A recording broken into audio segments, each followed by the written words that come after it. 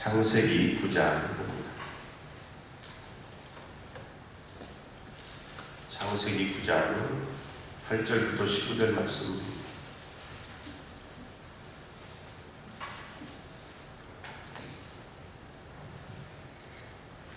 창세기 9장 8절부터 19절 말씀까지 합동합니다. 하나님이 너와 그와 함께한 아들에게 말씀하여 이르시되 내가 내 언약을 너희와 너희 후손과 너희와 함께한 모든 생물 곧 너희와 함께한 새와 가축과 땅의 모든 생물에게 세우리니 방주에서 나온 모든 것 곧 땅의 모든 짐승에게니라. 내가 너희와 언약을 세우리니 다시는 모든 생물을 홍수로 멸하지 아니할 것이라. 땅을 멸할 홍수가 다시 있지 아니하리라. 하나님이 이르시되 내가 나와 너희와 및 너희와 함께하는 모든 생물 사이에 대대로 영원히 세우는 언약의 증거는 이것입니다. 내가 내 무지개를 구름 속에 두었다니 이것이 나와 세상 사이의 언약의 증거니라. 내가 구름으로 땅을 덮을 때에 무지개가 구름 속에 나타나면 내가 나와 너희와 및 육체를 가진 모든 생물 사이에 내 언약을 기억하리니 다시는 물이 모든 육체를 멸하는 홍수가 되지 아니할지라. 무지개가 구름 사이에 있으리니 내가 보고 나 하나님과 모든 육체를 가진 땅의 모든 생물 사이에 언약한 영원한 언약을 기억하리라. 하나님이 노아에게 또 이르시되 내가 나와 땅에 있는 모든 생물 사이에 세운 언약의 증거가 이것이니라 하셨더라. 방주에서 나온 노아의 아들들은 셈과 함과 야벳이며 함은 가나안의 아버지라. 노아의 이 세 아들로부터 사람들이 온 땅에 퍼지니라. 아멘.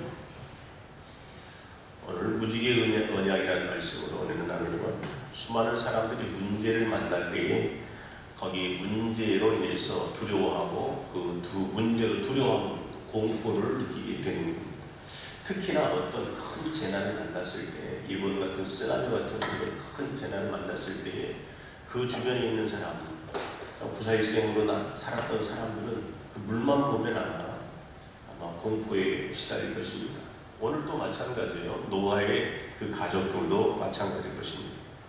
노아의 큰 홍수를 경험한 이 노아의 식구들, 정말 앞이 보이지 않고 40일 동안 비가 내리고 그리고 땅에서부터 막 솟아오르는 물기도 그리고 온 식물들이 죽어나가는 고함소리와 함께 죽어나가는 수많은 것 그리고 물살의 힘으로 인해서 풍랑과 여러 가지 소리를 다 듣고 경험을 했을 것이에요.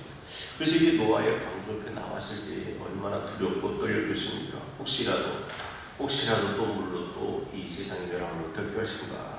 이런 상황 속에서 노아와 가족들에게 이 두려움과 공포에 시달리는 이들에게 지금 하나님께서 언약을 베풀어 줘서 마음속에 은혜와 평강을 주시는 내용이 오늘 본문에 있는 내용인 것입니다.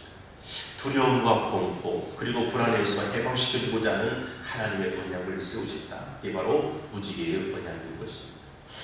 만약 하나님께서 이러한 언약을 세우지 않았다면 인류는 비가 올 때마다 또 홍수의 심판이 일어나지 않을까 늘 염려하며 근심하며 두려움으로 떨어야만 했을 것입니다. 그러나 오늘 본문에 있는 말씀 가운데 하나님께서는 물로 세상을 심판하지 않겠다라고 약속하고 있어요. 노아의 홍수에도 하나님께서 약속을 했습니다. 언약을 했어요. 6장 18절 말씀이에요. 그러나 노아는 내가 내 언약을 세우리니 너는 내 아들과 내 아내와 내 노인들과 함께 방주로 들어가고 너와 함께 생명을 보존하게 하되. 내가 언약을 세우는데 홍수로 멸할 거야. 그렇지만 방주 안에 들어가는 너와 너의 가족과 그리고 거기에 들어가는 동물들은 내가 너희를 보호해 줄게 라고 하는 언약. 그 언약을 믿고 방주에 들어가고 언약대로 또 그들의 생명을 또 보존하게 됩니다. 이 홍수 전에도 이런 두려움이 있었지만 뭐 때문에 그렇게 인내하며 기다렸나? 먼저 하나님의 선 언약이 있었기 때문에 그들은 그렇게 힘들고 고난스러운 1년 10일 동안이라는 방주 속에서 그렇게 오랜 시간 기다리게 되었다라고 하는 사실이죠. 우리 하나님께서 우리 백성들이 두려움에 사로잡히기를 원하고 있지는 않아요. 늘 은혜와 평강이 넘치기를 원합니다. 그런데도 불구하고 우리가 쓸데없이 걱정하고 염려하는 그런 부분들이 많이 있습니다. 우리는 자주 쓸데없이 두려워하고 그리고 염려스럽고 걱정에 빠지는데 조지 맥도날드는 이렇게 이야기합니다. 두려움은 신앙의 결핍이다. 그렇죠. 믿음의 결핍이기 때문에 우리는 두려워하게 되는 것입니다. 믿음이 없기 때문에 걱정하고 염려하고 불안해하는 것을 보게 되죠. 어떤 문제가 있습니까? 사랑하는 여러분, 두려워하지 마시고 기도하시기를 바랍니다. 문제보다 더 큰 문제는 뭐예요? 두려움이라고 하는 겁니다. 두려움. 그래서 문제가 아니라 그 문제는 바로 믿음이 없는 것이 문제예요. 그래서 날마다 믿음 충만, 성령 충만, 말씀 충만, 하나님과 동행하는 삶 되어지기를 주님의 이름으로 다시 한번 부탁을 드립니다. 믿음만 있다면 어떤 환경과 문제와 시험과 환난과 역경 가운데서도 든든히 이겨나가는 그런 역전의 주인공이 되는 것입니다.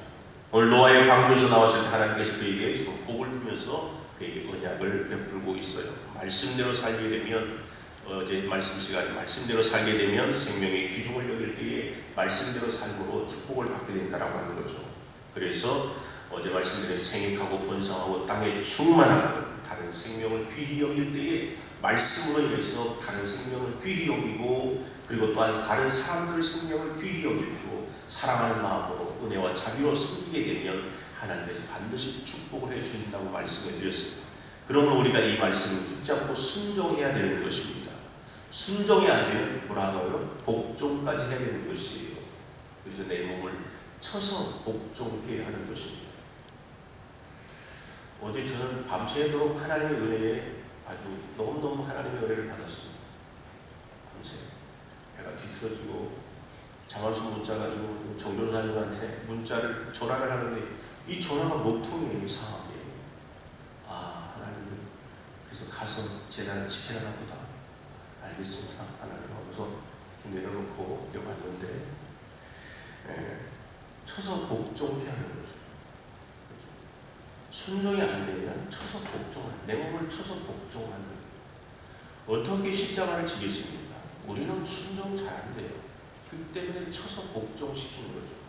그래서 어떻게 합니까? 사자굴에 들어가서 사자의 밥이 될지언정 오직 예수 그리스도의 영광을 드러내는 순교자의 피를 보게 되고 또한 순교자의 피가 있기 때문에 저와 여러분이 이 자리에 있는 것이 할렐루야.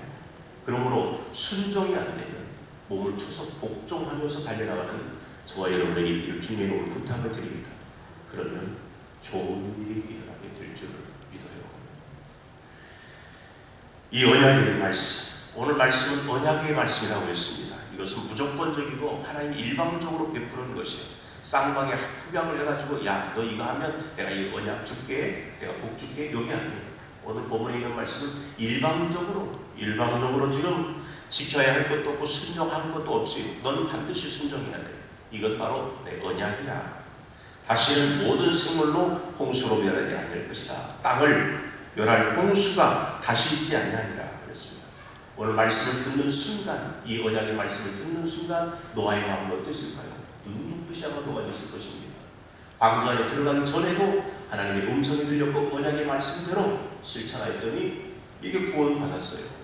이제 홍수 위에 두렵고 떨리고 공포 가운데 있었는데도 불구하고 오늘 본문에 있는 말씀 가운데에 내가 언약으로 인해서 다시는 내가 물로 심판하지 않겠다라고 하는 말씀을 들었을 때에 그의 마음속에 은혜와 평강이 있었다라고 하는 것이죠. 두려움이 사라지고 또한 여러 가지 것들이 다 사라져서 마음의 평안이 찾아왔다라고 하는 것입니다. 인간적인 가장 큰 보편적인 두려움 뭡니까? 죽음에 대한 두려움이고 공포예요. 죽음에 대한 두려움, 공포. 누구든지 이 죽음은 피할 수가 없는 것입니다. 다 죽음이라는 것이 오게 되어 있어요. 이 죽음 앞에 어떤 사람은 당당하고 어떤 사람은 정말 두렵고 떨리며 정말 공포 가운데 휩쓸려야 되는데 그건 뭡니까? 우리는 하나님의 약속대로, 언약의 약속대로 예수 그리스도를 믿는 자마다 구원과 영생이 있다라고 하는 사실을 믿고 나아갈 때에 평강이 넘치게 될 줄을 믿습니다. 어떤 사람은 죽음에 들여서 온몸을 비틀면서 그렇게 죽어가는 사람도 있는 거면 어떤 사람은 꽃이 보인다. 이제 하나님이 나를 부르시나 보다. 이제는 갈 때가 됐다 하면서 조용히 눈 감고 이 세상에 이슬처럼 사라져가는 그런 장면도 목격을 했습니다. 사랑하는 여러분, 우리에게서도 마찬가지로 믿음은 죽음을 두려워하지 않아요.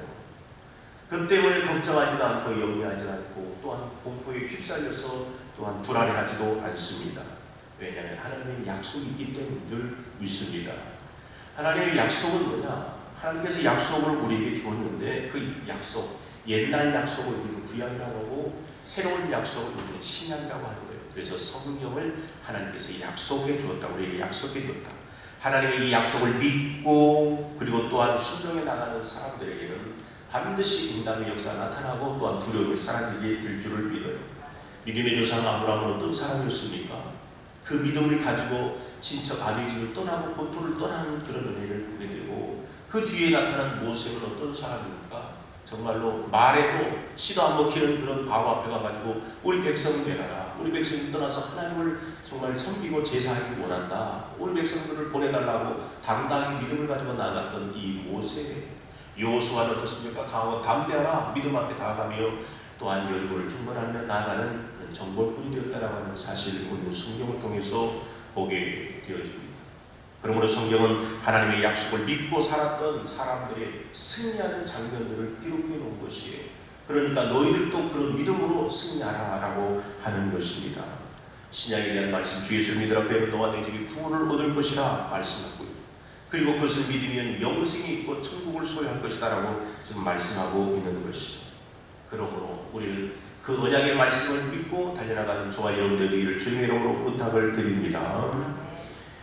오늘 본문에 있는 말씀 가운데 언약은 일방적인 언약이고 또한 언약 가운데는 은총이 있는데 그 은총은 일반 은총과 특별 은총이 있어요. 일반 은총이라고 하는 것은 모든 지구상에 있는 모든 사람들에게 지혜와 그리고 또한 이성, 계절 모든 것들을 담아내고 모든 것들이 함께 공기, 햇빛 모든 사람들에게 함께 공유할 수 있는 은총을 하나님이 주십니다.